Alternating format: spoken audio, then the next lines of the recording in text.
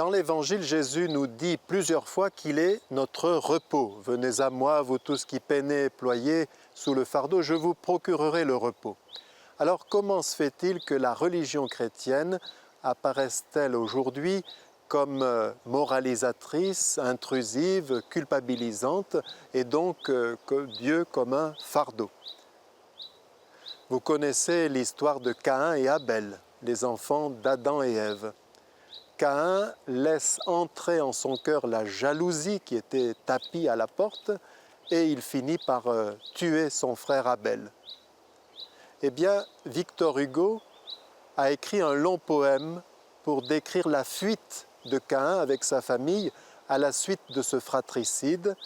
Et Victor Hugo a réussi à faire dire à cette histoire le contraire de ce que dit la Bible. Alors je ne veux pas lui faire porter tous les torts, mais je pense que c'est symptomatique et que cela nous aide à comprendre l'inversion qui s'est opérée. Je vous lis quelques passages de ce poème de Victor Hugo. Sa femme et ses fils lui disent de prendre un peu de repos, mais lui, ayant levé la tête au fond des cieux funèbres, il vit un œil tout grand ouvert dans les ténèbres, et qui le regardait dans l'ombre fixement.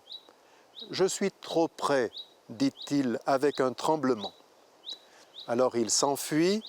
Nous avons du monde atteint les bornes, et comme il s'asseyait, il vit dans les cieux mornes, l'œil à la même place au fond de l'horizon. Alors il tressaillit en proie au noir frisson.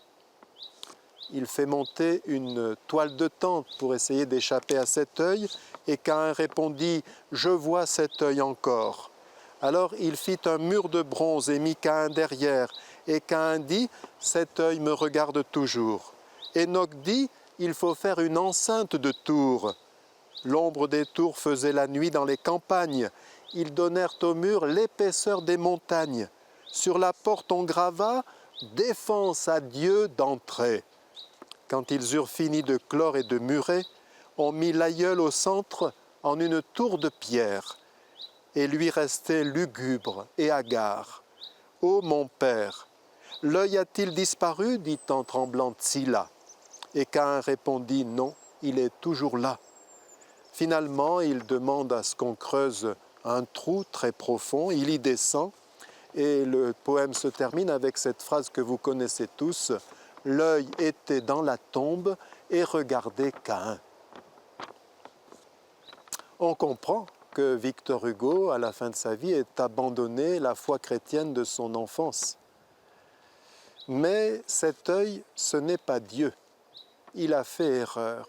Cet œil, c'est au fond ce que Freud appelle le surmoi. Le surmoi, c'est une espèce de logiciel informatique qui est chargé d'aider le moi, le conscient, à maîtriser les pulsions, le ça.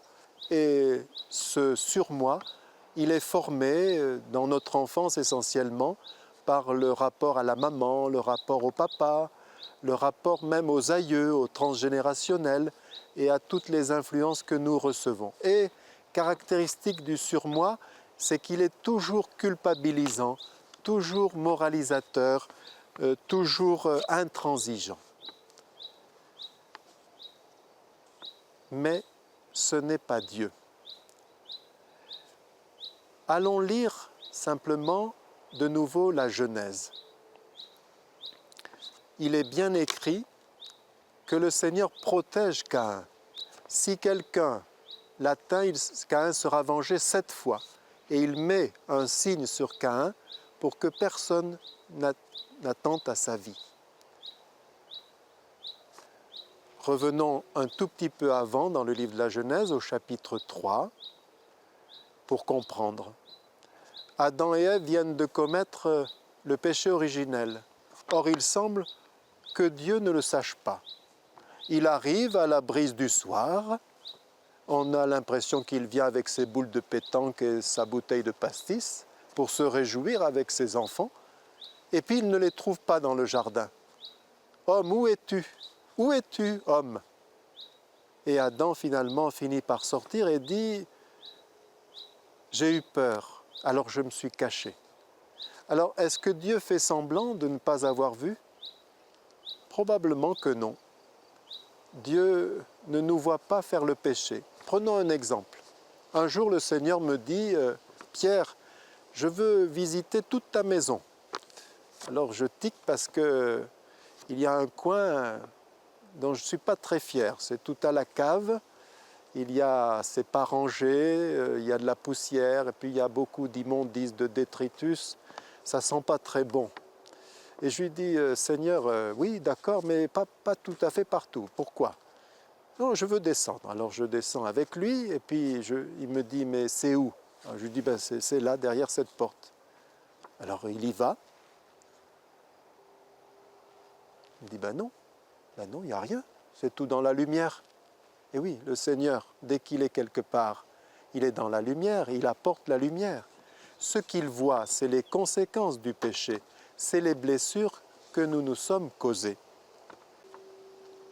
Dans le livre d'Habakkuk, il y a cette magnifique phrase au chapitre 1, verset 13, « Tes yeux sont trop purs pour voir le mal. » Or, que nous dit-on dans les médias? Est-ce qu'on nous parle de ce regard de Dieu qui illumine? Non, on nous parle plutôt de l'œil dont parlait Victor Hugo. Or, le Seigneur n'est pas un œil. Le Seigneur, c'est un regard, deux yeux qui nous disent qu'il est à la fois exigeant et miséricordieux. Il y a les deux. Il est paternel et maternel. Ceux qui connaissent le magnifique tableau de Rembrandt, Le Retour du prodigue, savent qu'il a su représenter ça en donnant une main très féminine au père du prodigue et une main très masculine.